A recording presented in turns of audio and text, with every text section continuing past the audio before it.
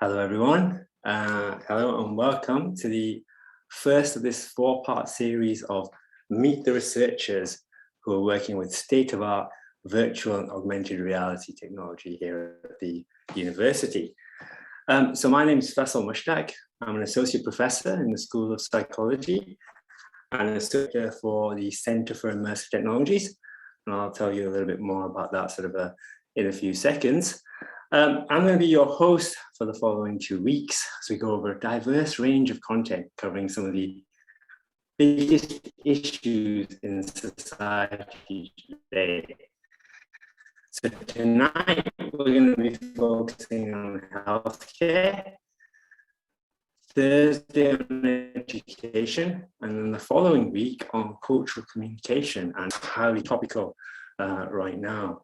So I've just got a little on if I drop out in a moment. Hopefully that will improve as we go on. So now, if you happen to have flicked through the text section of any newspaper or website over the last few years, you'll have seen some mention of these futuristic-looking sci-fi devices. And if you happen to have tried them, then you just can't help but be potential. And it's this potential, this is incredibly exciting. And you'll hear about how these tools are already being applied to push the boundaries of what's already possible over the coming hour and the next couple of weeks. And it's this potential, it's why the world's biggest companies, so you've got Facebook, Google, Apple, Samsung, and so on, have invested billions, literally billions of dollars into technology development in this area. It's also why Mark Zuckerberg wants to have 1 billion people into virtual reality, or at least his platform of VR over the coming years. That's the sort of a metaverse for you. But it's also a technology that comes with its challenges. If you have a fully, truly immersive virtual environment, really starts to blend the distinction between the physical world, or what we might call reality, and the digital constructed world that's dominated by tech monopolies. And it's in response to these sort of societal challenges and opportunities that cut across pretty much every strata of society. About 4 years ago, we started developing this idea of a VR research center at the university. So when we were looking at this idea of sort of developing a center, we started scoping out the university's sort of existing capabilities in this area. And as you guys will sort of know, the university is a pretty big place, and academics are traditionally working in these sort of silos and sort of individual sort of departments. So it's a pretty monumental sort of search process. It took quite a long time to sort of get through. But when we did get through that, what we uncovered was pretty much a tremendous sort of pockets of world-leading expertise in this area across all of our university faculties. We found people developing algorithms to optimize the generation of photorealistic content. We had lecturers using VR to test the durability of bridges, using it to understand how people perceive pain and acquire new skills following stroke, supporting people with neurological impairment. So what we did as a center was basically bring people across campus, connect them via this common thread, and then provide a way of showcasing these capabilities to the outside world. So that took a couple of years to complete that process, and we officially launched in the summer of 2019. And as you'll see in these talks over the next couple of weeks, it's sort of reflecting the really sort of truly multidisciplinary and sort of a cross-cutting nature of these technologies. You'll see the academic work and how sort of interdisciplinary and intradisciplinary that work is. So the center currently sort of engages over 100 academics and PhD staff across all of our faculties, supports one of the UK's leading undergraduate societies, and it's becoming recognized across the world as a pioneer in high quality, responsible and critical research on immersive. It's on that note, giving you that sort of context, I'd like to get going with today's session. Before I introduce our speaker, there's a bit of housekeeping I need to take care of. So the first thing to sort of say to you is that there'll be plenty of time for questions at the end of this sort of presentation. You can also submit your questions to the Q&A box, which you'll see at the bottom end of your sort of screen. And I also want to say thanks to those of you who already pre-submitted your questions. I'll hopefully get to those at the end. And finally, this webinar is being recorded, So if anyone needs to leave early, just that's fine. We'll send you a recording in the next couple of days. So with that sort of with the formalities sort of over, so it's a great pleasure to introduce and welcome our first speaker, Mr. Ryan Mathew. Now, Ryan is an associate professor at the university. He's a consultant neurosurgeon at the Leeds Teaching Hospitals Trust. He's also the academic lead for the Centre for Immersive Technologies. And he has literally just stepped out of the operating theatre to come and give us this talk. So we appreciate your commitment to our audience, Ryan. And I'm going to hand over to you now for your presentation. Thank you. Thanks, Faisal. I'll just share my screen. So hopefully you can see that there. Just bring up the first slide. So hopefully you can see that there, everybody. So Faisal, thank you very much for a kind introduction. I work with Faisal a lot. He's technically my boss, I guess, at the Centre for Immersive Technologies. Also, thank you to the alumni team for offering me this opportunity to really speak about a topic that I'm very passionate about and I really think can change healthcare if we get it right. Thank you also to all of you that are giving up your evenings wherever you are in the world to come and join us this evening. Hopefully you'll find this stimulating and interesting, and I would be really delighted to answer any of your questions. I think Faisal's already introduced me, so I'll move on. The topic of today's talk is extending reality for tomorrow's doctors. What does that really mean? Well, let me take you on a journey. I walk into the operating room and I see the patient lined up in front of me on the operating table. I look over and the anaesthetist is busy away, scribbling, doing a crossword while the patient's asleep. I look over at the wall to the right, and what I see is this tumor. I'm reminded how serious things are, really. This patient has a brain tumor with lots of very important functions right nearby. I think back to our clinic appointment, and I think about the fact that he's a young man with a young family, started his own business, he's really successful, and he's been devastated by this news. I put on my HoloLens extended reality goggles and I'm immersed in a different world. I'm looking down at his head and I can see the tracks and the fibers. I can see the tumor right in front of me. I can plan and I'm able to see how can I get this man through a very safe surgery. At the end of the operation, well, things have gone well. And, you know, thankfully, I've managed to navigate my way through this operation well. What's remarkable, ladies and gentlemen, about this is not that I've been able to use this technology. What's remarkable is that I haven't even left home yet. I'm in my pajamas and I'm drinking my first cup of coffee. What I've just done is rehearse exactly what I'm about to do when I walk into the operating room in a few hours' time. This might sound like science fiction, but actually a lot of it is very real and very capable in today's world. And it's how we deploy this in healthcare to allow our patients to have the very best outcomes that's essential. So what's the need? Well, the need, it started with the European Working Time Directive. And anyone who's been in healthcare will not have been able to miss this point in history when working hours were imposed on medical health professionals. The intention was good, to try and stop people getting overtired, but the limitations weren't overcome, which was that medicine is an apprentice specialty. You have to see lots of patients, do lots of operations, and be in the hospital or the GP practice a lot in order to learn the trade and the craft. There's an increased scrutiny on governance, as there should be. There are performance and outcome measures. It's no longer acceptable to have high levels of morbidity and mortality. These are all being recorded, and we need to train our healthcare professionals to the very best capability. There are outdated modalities such as see one, do one, teach one. These are no longer really acceptable. And of course, there's been a global pandemic. During the COVID-19 pandemic, I was asked to do every single operation, whether that be day or night, acute or elective.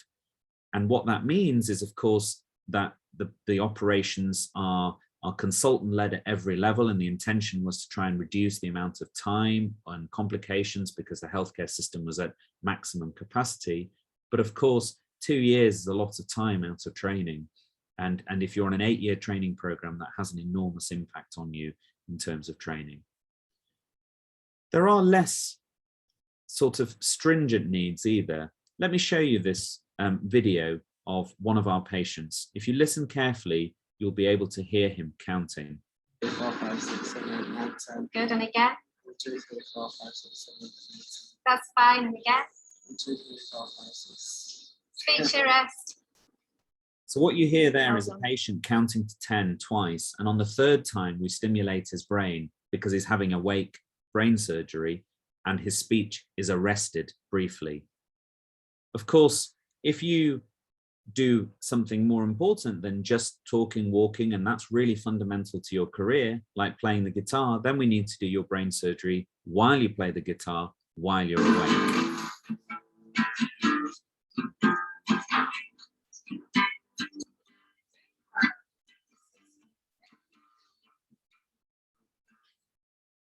So there's not just a need for training, but there's a need to expose our students, our trainees, and perhaps people from all around the world to these immersive experiences. These are rare operations. We can't have lots of people in theatre for obvious reasons, because these patients are awake and we need to make sure that they are the centre of the show. But how do we get more people into theatre without them physically being there? So there is a training element, but there's also an immersive experiential component that's really fundamental in building expertise. Is immersive technology the solution? Well, there are some real opportunities in healthcare for immersive technology. Of course, the primary one is probably training, and we talked about warm-up. So warm-up is what I described at the beginning, the idea of rehearsing an operation, getting ready, a performance metric that allows us to be performing to the very best of our capability as soon as we start. No elite athlete would go onto a track or go onto a pitch without warming up. Decision-making trees, the ability to see what happens in a safe zone if we make different decisions. Live streaming, we've just talked about the experiential component. We want to be able to live stream in 3D and make somebody feel like they're actually in the operating room with us. Load, operate, repeat. On-demand content is really important. Trainees are busy, medical health professionals are busy. They want to be able to use training in a Netflix style where they can just watch it, do it, immerse yourself when they have the time. But opportunities aren't just limited to educating healthcare professionals, it's also about educating patients. How about coming to the theatre, to the operating room virtually before you ever step in? Imagine waking up in that environment. Wouldn't it be great if you knew exactly what it was like? Our medical school has created a radiotherapy virtual visit. So patients who are undergoing radiotherapy go to the radiotherapy suite first virtually from the comfort of their own home, so that an already distressing and frightening experience isn't overwhelming. Awake testing. Faisal and I actually just now, before the webinar started, has just had a conversation about how we could enhance the motor testing we do for our awake patients using a virtual reality. And of course, safer surgery and better outcomes. The other opportunity is really in the digital now, what I would describe as this unique time point where we've come to, where big data, machine learning, artificial intelligence, and immersive are linked. So our Leeds Institute for Data Analytics brings these specialties and these interdisciplinary areas together so that computer scientists and big data scientists and machine learning scientists work alongside our visualization and healthcare professionals. Of course, Faisal mentioned the metaverse, and I'm sure Mark Zuckerberg's Meta logo is now in pretty much anybody's PowerPoint presentation, but this is the kind of acceleration we need. We need the public to get on board with the idea of making virtual and immersive technology part of their everyday lives. And of course, when somebody as big as Facebook does this, then all the hardware and software companies get on board, and suddenly we have a huge uplift in the quality of the technology. There are some challenges too, of course. Complex anatomy, patients are different. The hardware, these are expensive bits of kit that require a lot of maintenance. Haptics, fine. We teach medical students and doctors all the time how to insert a Venflon, a drip into somebody's arm. But how do we give them that real tissue feel of entering the skin, of entering the vessel successfully, and of drawing back the blood? Clinical safety. We can't deploy these systems in a healthcare system until we're happy that they are safe for people to use. And we need evidence. We really need evidence, because technology for the sake of technology is just not good practice. We need to show that it really works and enhances training.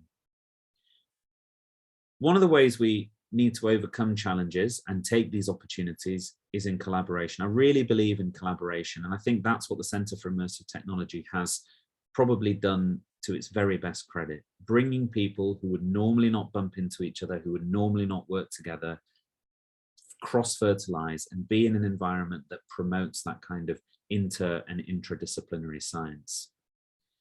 We need to have sound underpinning research, and we've got a fantastic colleague in primary care within the university who's developing underpinning research around teaching methodologies in primary care settings using immersive technologies. The Leeds Institute for Medical Education, an enormous and well-established track record in teaching research. We need to bring these things together, and we are doing. Industry academic partnerships are fundamental. We partner with BrainLab, Magic Leap, and Microsoft, just to give you some very basic examples, but we have so many other industry collaborators, and we all need to work together if we're going to deploy this. Unfortunately, as with all technology, it's not just about putting headsets on and doing the cool stuff. There is a lot of the boring stuff as well. Feasibility studies, barriers to implementation. We had 2 of our MRes students last year looking at what it's like to actually bring a headset onto a ward environment. Can patients with a head bandage and with a cut in their head really wear these headsets? Are they going to get stolen? What's the battery life? How do we clean them between patients? And how do we keep a maintenance and service contracts going while these are being used in a high throughput setting? And as I said, and as Faisal said, the real idea behind the Centre for Immersive Technology was to bring all of this under one roof. Collaboration. As I said to you, I really believe in this, and I think it's fundamental to making anything work. Doctors have to make time.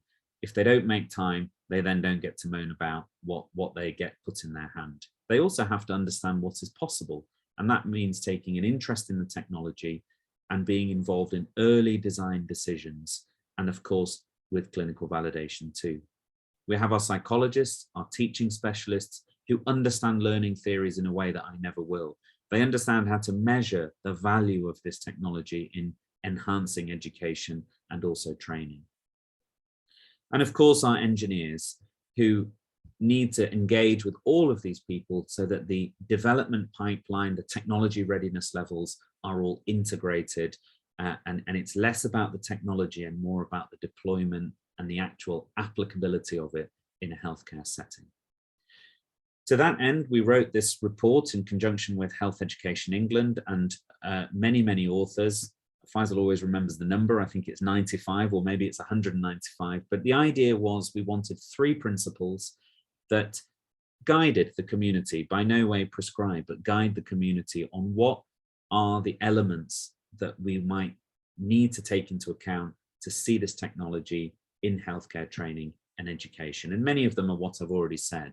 They should be informed by science, they should be rigorously evaluated, and we must collaborate and work together on this. So what does immersive in healthcare really look like if we get it right? Well, the answer is really exciting, and now I get to show you all the cool technology. So this is me preparing before an operation, and this is me using our Magic Leap headset. And what we do is, on a patient-specific basis, we load up the scans, and I'm able to manipulate them in space. This is just in my office, and I'm able to see the tumor, its relationship to structures nearby, and what I need to avoid. And this is just something we haven't been able to do before. I can't see what's around the corner when I'm in somebody's brain, but all of a sudden I can, because I can look underneath the tumor without going through a whole load of normal brain. I can see what structures am I likely to pass through, where might I get damage. And of course, you know, this is open to my colleagues who do vascular neurosurgery, spinal surgery, liver surgery, pancreas, the notoriously difficult organ to get behind. This is about increasing the way we look at things so that we can have the very best outcomes for our patients. In theatre, we now have some of the most advanced microscopes in the world. We were only the 3rd centre in the world in Leeds to receive this 3D integrated augmented reality microscope. This is my fellow who I've just done an operation with. He's operating, he's got integrated neuronavigation, which every time the microscope looks at the brain, shows him where he is in the brain. And when he looks through the scope, this is a different case, of course, but when he looks through the scope, he has an overlay of this patient's vital tracts controlling speech, motor, and they're actually projected in augmented reality on the brain itself. That kind of information in real time is incredibly powerful in allowing us to make safe decisions and avoid harm. What does the future look like? The future really looks like taking this navigation into the palm of a hand. So we're working with a company called Appleclaw who want to create a low-cost, lo-fi solution that allows us at 3 o'clock in the morning, put a headset on, perform more accurate surgery. Haptic gloves. So this is a company called StretchSense, which we work with. And what we're looking at is trying to get a better feel for integrating the touch component of the immersive experience. Microsoft, I've also mentioned, and we're just about to start a collaboration. In fact, the Oculus Rift has just arrived today and is sitting in my office with a company called Immersive. So this is about projecting 3D, and the 3D bit is important because what it gives us is this depth perception in theatre, this idea that immersion is also important from depth. And that's a really fundamental concept when you're talking about examinations of patients, clinic environments, and of course the operating room, so that we can really maximize our experience. So I hope I've given you a real flavor for what's possible, what's probable, and what the future might look like. And I really think if we work together, we collaborate globally, we get really excited about this, and we remember that the people at the end of this that stand to benefit are the patients at the end of the day. We can bring this amazing, exciting technology to healthcare. Thank you very much for listening. We've got, of course, No Good Talk these days is complete without a couple of Twitter handles. So that's my Twitter handle and also the one for our center, and you know, an email address if you have any particular questions. But I'll be delighted to take questions, and back to Faisal. Thank you, Ryan. That was absolutely fantastic. Some incredible videos there. So we do have some pre-submitted questions. I'll get going with those. And just a reminder to people, there is a Q&A function. So if you have any questions you'd like to put to Ryan, please put them in there.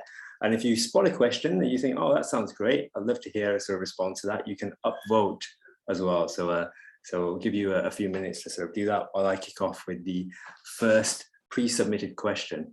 I don't have the name of the submitter, but thank you very much for this.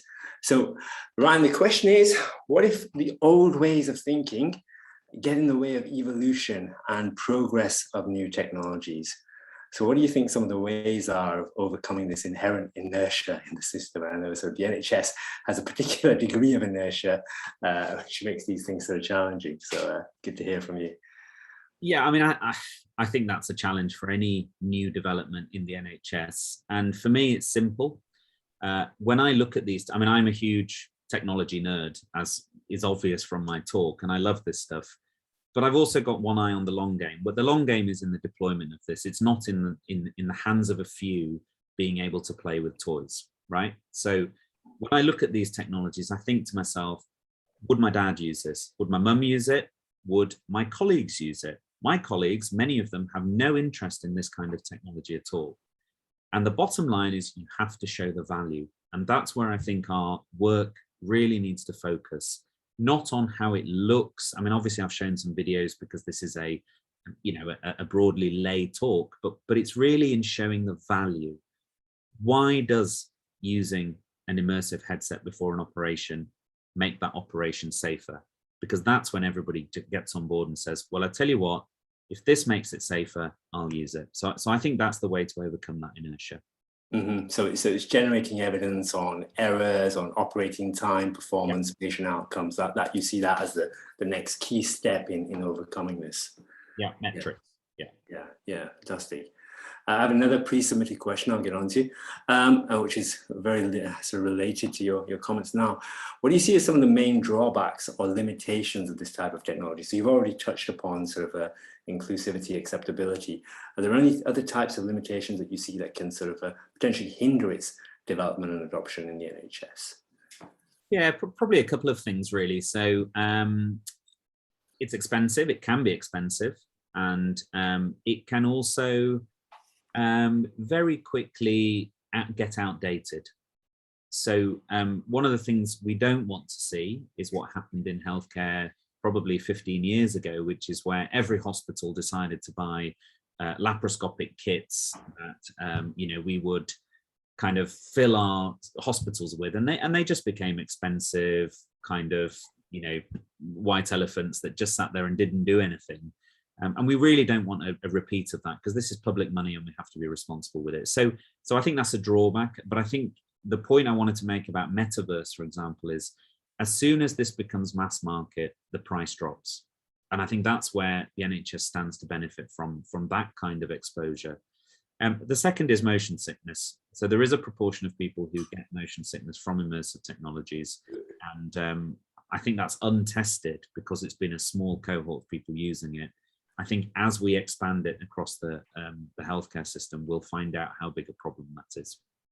Mm-hmm.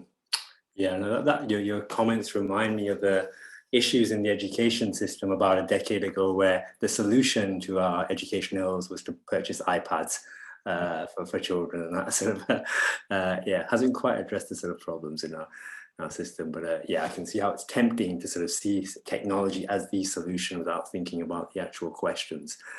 So we're getting quite a few really interesting questions coming in here. Quite a few questions coming in. Yeah. So let me take the most upvoted one so far.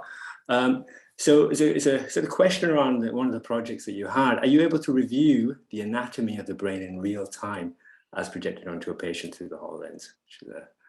So I don't quite understand the question, but I'm assuming what they mean is, can I project what I'm seeing onto the patient's head? So there's a bit of a kind of arms race between a couple of companies to make what I've done there in my office to be able to actually real-time project that onto somebody's head. And Appleclaw are one of those companies that we're trying to do. So their software registers the head using cameras within the HoloLens and then projects it on. There's another company that are based in Sheffield as well, and BrainLab themselves, who we work with, are working on it as well. So nobody's quite cracked the CE mark or the CA mark now, as we have in the UK, to make this a medical device, which is what's required really for us to do it. Yeah. So I wonder, actually, that was sort of the question there, I think perhaps is also taking another sort of angle, which is around real time. So as you're operating, as the brain is changing, the structure of the brain is changing, are you able to scan in real time? And I guess that's a limitation of scanning technology rather than sort of the immersive technology. Yeah, it is, and it's a real problem. We have something called brain shift, which is a real problem during neurosurgery. So as soon as you open the skull, actually, obviously the pressure and the dynamics change already, and things move by 1 or 2 millimeters. And then as you take out tumor, things collapse around the tumor. And of course, our imaging systems are all static. So we do have an ability to update the navigation using ultrasound at the moment, but we haven't got there with the immersive technology. But for sure, if there's any sort of talented engineers on the call, then please we'll look for solutions. Yeah, that's definitely a nice challenge. Another question from an anonymous attendee. Is there any potential for remote training of students or surgeons based in other countries? Very interesting. Yeah, absolutely. And Leeds hosts the NIHR Global Surgery Group, Global Health Research Group it's called, and that's funded by the NIHR. And as part of that, one of our clinical research fellows, who's a PhD student, actually for his PhD developed what we call the bellwether procedures, which are the most commonly performed procedures in surgery globally. So it's things like gallbladder hernia, and You can tell I'm a neurosurgeon because I've forgotten all the other procedures, but he developed VR training modules and took them out to a number of low and middle income countries to see how that remote resource could be used and the mentoring globally. But yes, absolutely. That was the work in Sierra Leone, was it? Sierra Leone, India, and I can't think of the other place, but yes, yeah. Yeah, no, impressive stuff. I guess that also touches upon your comment about the low-cost development of low-cost technologies, allowing this to be scalable. Some people might well have tried the smartphone version of virtual reality, where you need a cardboard box that you sort of position around your smartphone, which makes these things sort of so accessible. Yeah, absolutely. And I think on that point, frugal technology research is actually a really growing field within technology, and something, again, I feel passionately about. This cannot be the preserve of just rich developed nations, or even within many nations, the rich hospitals that are able to do this. So the idea of frugal technology, lo-fi solutions, mass market, is really important. Yeah. Got a question from Jeff Fisher. Thank you, Jeff. This is related to an earlier comment that we had around scans. Is the identification of anatomy from scans in the VR automatic? And is there a sort of verification process before a surgeon sees that? So how accurate are these? Thanks, Jeff. Yeah, so navigation in itself has existed for 10, 20 years, really, within neurosurgery. And it uses complex algorithms of optical recognition, touch sensation to predict the anatomy, or not predict, sorry, map out the anatomy of somebody's face, and then it maps that to the scans that we've already done in high resolution. So the mapping and the kind of connection between the scans and the patient is a well-worn path, and is, of course, what the companies have developed the algorithms around. So once you have that, then the software is also able to auto-segment those things. So I can draw around a tumor in about 2 seconds, and the computer just does all the rest. It also auto-segments all the other vital structures in the brain, because it's been trained to do that on thousands of scans, which have been loaded into it as part of the software. So that kind of auto-registration, auto-segmentation is all there. What's happened now is, of course, the leap into the visualization. So it's how we see that from a standard 2D flat screen into an immersive environment where I can literally, I mean, one of the things I couldn't show in the video, pretty much for obvious reasons, was like, I can actually walk around that and into it. And I showed one of my colleagues who put screws into the neck through a couple of very small bones in the neck for somebody who'd fractured their neck. And it's a high risk operation because you've got to avoid the brain, the spinal cord, and a couple of big vessels to stop a stroke from happening. And I was able to get him to walk through his own screw and see the trajectory through which he placed it. And that's hugely educational, because we haven't been able to do that before. So next time you think, right, okay, here's the trajectory. And of course you can practice that before you even do it. Oh, wow, incredible. So we have a few questions that are sort of linked. So I'm going to sort of connect the two up. So are these resources being used across the NHS, or is this just in Leeds? And then do you see this technology being translated to other fields? So it's a question of Leeds to NHS in general, and then let's go even broader than that, across from healthcare perhaps to other sort of areas. Yeah, so I think there's a global uplift in the idea. I think that's probably the fairest way of putting it. The idea of using immersive technology in healthcare. I'd like to think in Leeds, I mean, I know of a few other centres that are doing some work in it, but obviously, as you mentioned before, I think we are quite pioneering in the amount of stuff we actually do on the ground. So actually, what are we doing, in our practice? And what are we researching? I think Leeds is probably fairly ahead of the curve in that respect. But I know of other centres where people are doing it. One of the things I didn't mention in the talk, because I don't want to sort of take credit for it, it's not my work, is colleagues within the university have been doing remote ward rounds using virtual reality, mixed reality during the pandemic. So that would be medical students, trainees joining a ward round via HoloLens and being able to take kind of a history, from a patient without physically being present. The other thing we have is hollow patient and hollow anatomy, where we can actually, again, train our students to have simulated patients who occur in an immersive setting. I think those sorts of things which are available off the shelf are more broadly going to be used in the NHS, and probably are. Definitely within medicine, there's massive scope. So I get probably on a weekly basis, and you know this, Faisal, because we both get lots of emails from lots of colleagues within many specialties who will email us about a certain application. So ITU, the idea of a patient who's been in intensive care for a long time, seeing their family, going home, but actually not having to leave. Rehabilitation, maximizing the time patients spend in bed with kind of safe immersive headsets on. Obs and gynae, fertility medicine. I mean, the list is endless. Emergency departments. I know our emergency department is looking at using this to rapidly triage head injury, signs of distress in breathing, cardiac. So there's, yes, basically anywhere where you think immersive technology. And the only thing I'd counsel is think of the problem, as with all good science, I guess. Think of the problem and think about whether immersive solves that problem, rather than seeing where can I deploy immersive in my field. For me, I think that's just a better way around. Yeah, that's exactly sort of the sort of ethos behind the centre. When a technology looking for a solution, it's the other way around. When it's sort of tempting to do that when you have such an exciting tech like VR and AR. But yeah, absolutely find those sort of problems first and see, is this the best fit? So you mentioned ward rounds, and sorry, Jeff, we're going to come on to you. You've asked some really useful, really interesting sort of questions, which I'll come on to in a second. But I want to go to Sharad. Hopefully I'm saying your name correctly, Sharad.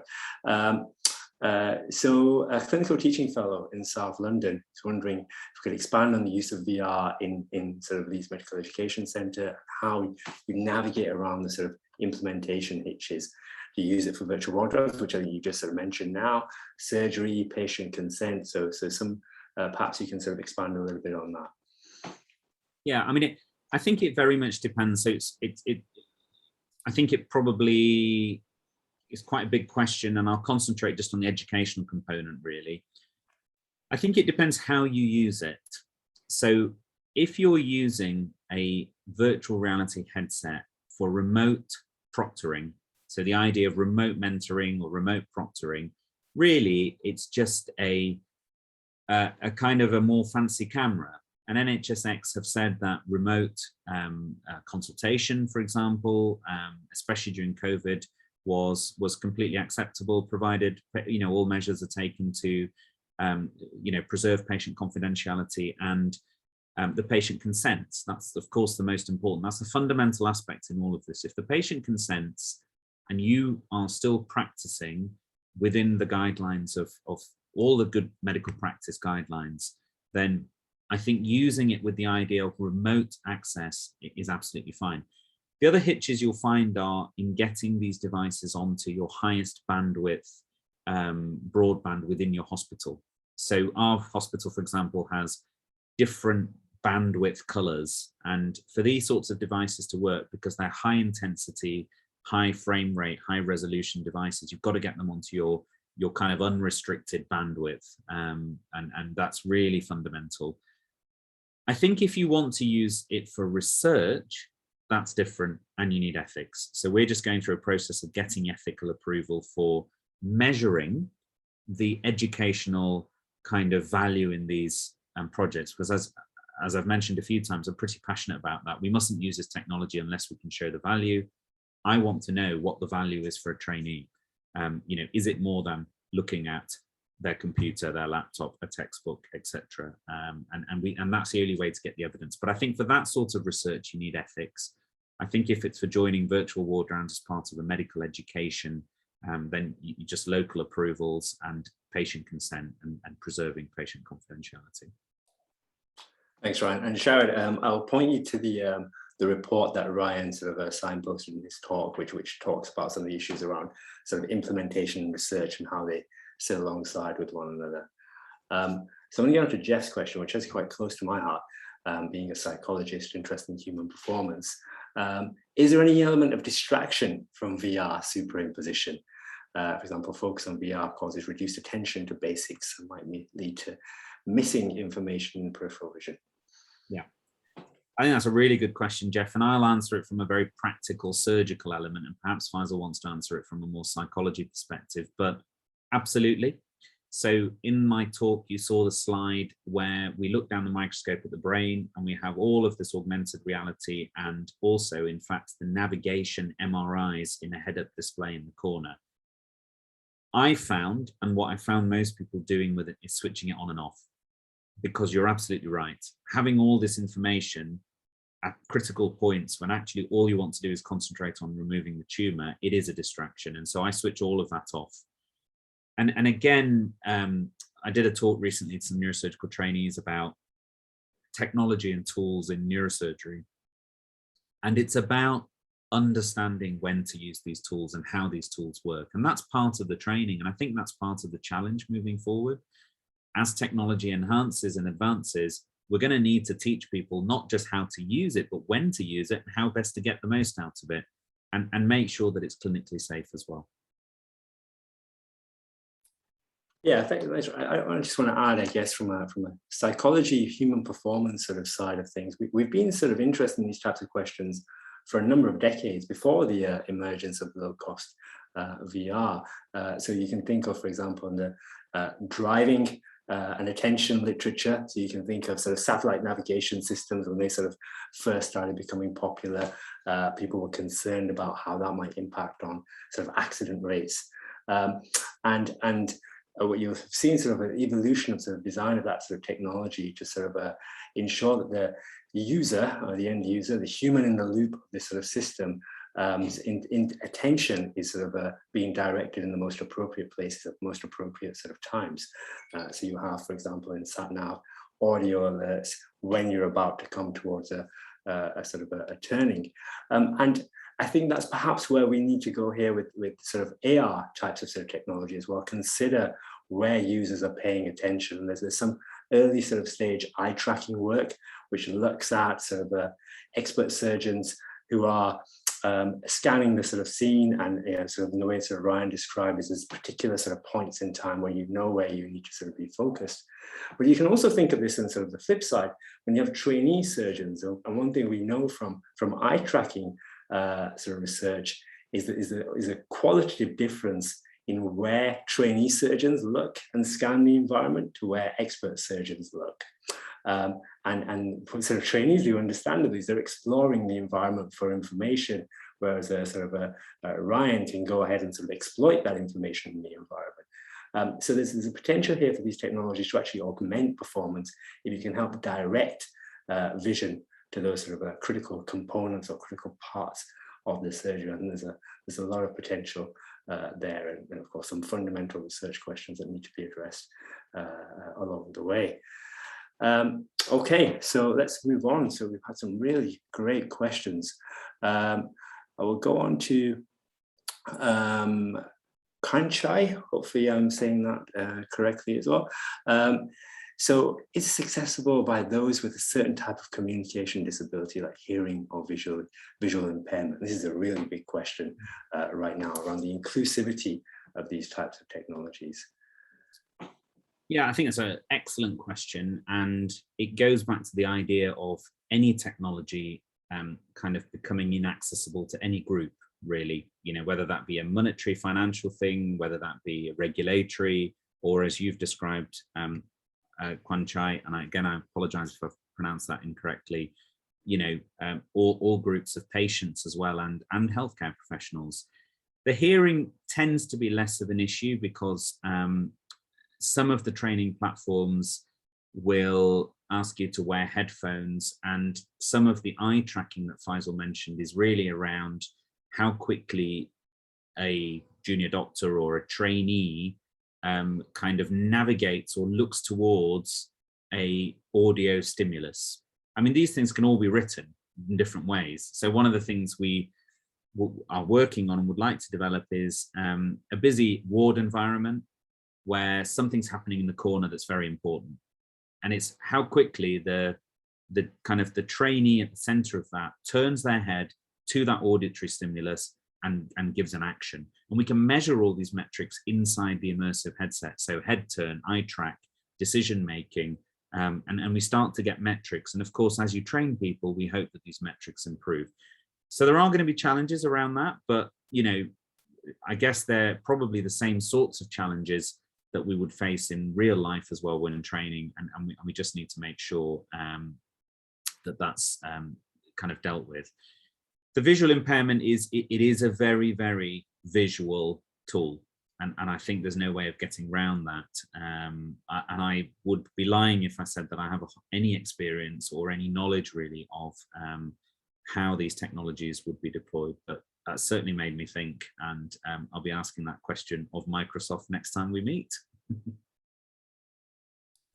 Actually, I happen to be at a workshop next week discussing this exact topic on how we can make use of immersive, make that more inclusive for people with visual impairment. So I'm interested to hear some potential solutions actually organized by one of these large tech companies. So it looks like they're aware of this problem, and they're looking to sort of find some solutions to it. So maybe if you join sort of one of our sessions at the end of next week, you'll get to hear about some of those suggestions.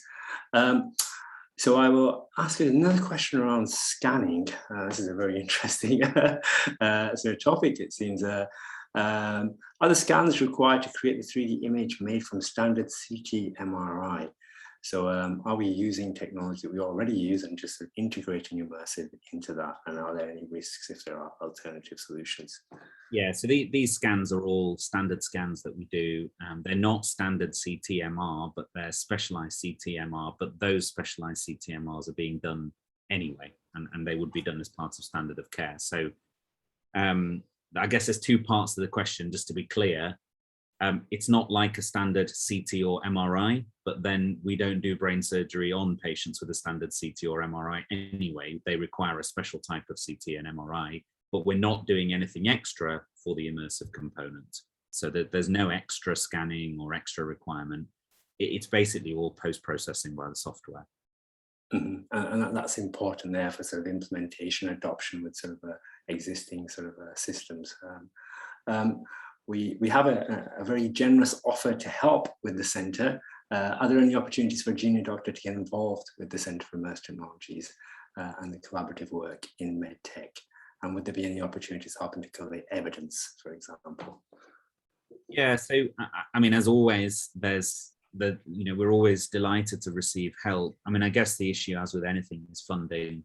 So it's just about depending on how you want to wrap that up. Kind of formally through a postgraduate degree, or it's probably less easy to get involved with kind of ad hoc projects, because a lot of them tend to be funded and wrapped informally. But I mean, whoever that is, it says it's anonymous, but whoever that is, I guess give us a bit more detail, we might be able to help. Yeah, get in touch with the email. It was on around slides, but we'll send that around as well. So the Immersive Tech email probably sort of the easiest sort of jumping off point, and we'll connect you with the appropriate sort of individuals. It's Immersive Tech at leeds.ac.uk. I'll put that in there. I'll put it in the chat, Faisal. Great, thanks, Ryan. Okay, Jeff is back again. Jeff, I feel you might be a psychologist. Maybe I'm wrong on this, but you're asking some great questions. So, so building on this GPS analogy, are there risks those trained with the system will not be able to work without it? So what happens when you have a system failure, for example? I cannot remember routes when I've used a map rather than remembered landmarks, and that's exactly my experience as well. I wouldn't be able to get home without the sat nav if I'm in a new location. So what are the challenges there, right? Really good question. And there's just been a Delphi process. I don't know if people are aware of Delphi processes, but it's a kind of a round robin set of questions where you ask a broad spectrum of experts certain questions, and then in the next round it distills the answers that remain unanswered, and then you go to the next round, and you eventually go through enough rounds until people are essentially forced to make a decision about how they feel about certain topic. And one of the major topics in digital healthcare is around security, because of course what we don't want, and this is probably more important in robotics than it is in immersive, because immersive is really there to help the surgeon along rather than do any of the procedures. Whereas, of course, we have robots who actually do procedures. And if somebody was to hack into those. So, you know, I always curse and find it an awful pain that I've got 1,000 forms to fill out in the hospital, and I have to beg, borrow, and, you know, convince 1,000 people in IT and IG, information governance, to let me connect all these devices. But it answers your question, Jeff. The reason for it is so that it is secure behind a firewall and highly encrypted. But as things get more connected, we're going to have to think about their security.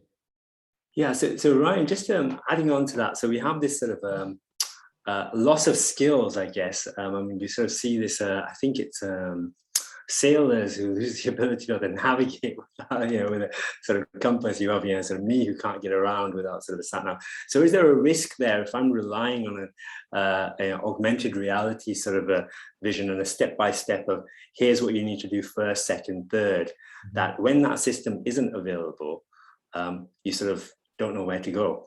Yeah, you got to dust off the old textbooks. Yeah, we have good precedent for that in neurosurgery, because neuronavigation has been with us for 10 or 20 years, and it literally tells you where to put the cut on the head so we can access the tumor, for example. And we know times when that goes wrong, the registration's inaccurate, or when the systems fail. For example, the machine just doesn't work that day. So I think that's why, and this is where I would say the educationalists really come into their own, is integrating this alongside traditional methods of education is fundamental. You know, or every surgeon, I mean, I can only talk really about surgeons, should know the anatomy of the brain and where to put it. You know, not rely on systems. So you've got to have first principles, understand anatomy, understand physiology. All those things don't change, and that's really fundamental in medicine. These are things to help us, not to replace what we know and what we can do. Thanks, Ryan. So Vikram, on the eye tracking, so eye tracking is what surgeons have been experimenting with for training and education. We've mentioned AI in this sort of talk today. Can we help learners by recoding their performance against experts? So it's sort of a tutoring and a machine learning version of an expert surgeon who's guiding learners, and sort of is that technically possible, and sort of where are we at if it is?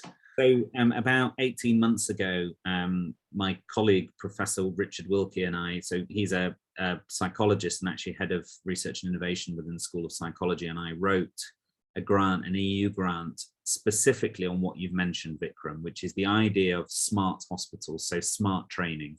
Essentially everything within the operating room, the microscope, the the screens, the eye trackers, the immersive technology would be recording massive amounts of data about performance of that individual, for that individual, not to be used as a stick, but rather as a way of helping people individually improve their performance. And then the AI would auto-segment that. So we worked with the Azure system and a couple of auto-segmentation AI experts who would be able to segment hand movement, eye tracking, and provide feedback on that individual about their objectives. And actually, more importantly, where to concentrate their training on, and where to concentrate and where to focus their energies on. Because it is, you know, it's an attrition going through years and hours of training.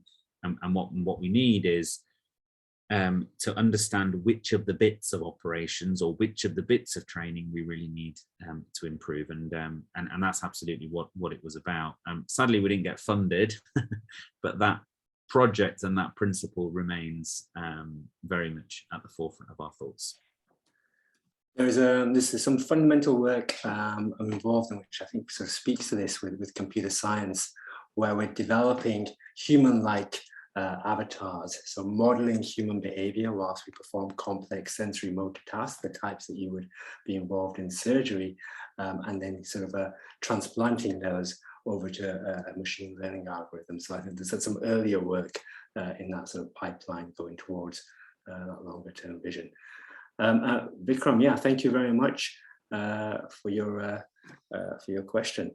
Sandra asks whether in practice, the use of immersive technology hinders team communication. Have you found that to be the case? I've actually found the opposite. I think having, so for example, the preoperative planning, I've got two examples. The preoperative planning, we actually, so you saw me wearing one headset. That headset and capability is possible with two headsets. So two of you can look at the same tumor that I was looking at, and we can discuss it, we can walk around it, we can manipulate it. And that's, you know, a fantastic training opportunity in a really safe space when, you know, nothing can go wrong. And also a really collaborative opportunity where two expert surgeons may want to stand around and look at a very complex piece of anatomy or a very complex case and discuss how they approach it. So I think it has the potential to enhance communication. My second example is intraoperatively. We were doing an awake operation, and when we do an awake operation, as I showed you in the images, we test parts of the brain, we stimulate parts of the brain to be able to induce a deficit, a temporary deficit. And using the augmented reality, I had one of the patient's speech tracts overlaid on their brain. And I said to the speech and language therapist, I think if I, you know, stimulate here, this patient will stop talking. And we did it, and actually enhanced that communication there where I'm not fishing around and she's not doing it, but actually made us work really well and precisely together. And of course, that's brilliant for the patient because it means less time awake. So I think it enhances communication. Thanks, Ryan. Yeah, that seems to be the experience from the literature as well. So I think we're sort of out of time. I can't quite believe how fast that's gone by, but we're approaching 7 p.m. here in the UK. Jeff tells us that actually he's a medic, he's 1984, not psychology, and he's actually down in sort of Queensland. So, well, thank you very much, Jeff, for getting up so early in the morning. We hope that was worth it. Fatigue, you have a question around that. I don't think we have time here, but I'd really encourage you to get in touch with us, Jeff. Some really interesting sort of questions. Drop us an email. We'll be happy to sort of talk about this in more depth. So sadly, we're going to have to end the session here. So I'd like to thank Ryan again for such a fantastic presentation and for all the great work he's doing in the hospital and the university. I'd like to thank everyone else here as well for spending time, precious time out of your day to hear about the work that's happening here. And before I end, I'd like to sort of point out, it'd be great if you guys could sort of give some feedback on this session. I think there's a feedback window that's going to pop up before you leave. And again, just sort of letting you know that the recording will be available. And of course, on Thursday, we'll be doing this again with education. And then sort of next week, we've got another couple of sessions. So if you haven't signed up, you like the sort of taste of this, and you want to come and hear a little bit more about what the centre is doing, please sign up to those. So the link is on screen there. So we will close 1 minute over time. Apologies. Thank you all. And I hope to see you again later this week. Thanks, everyone. Bye.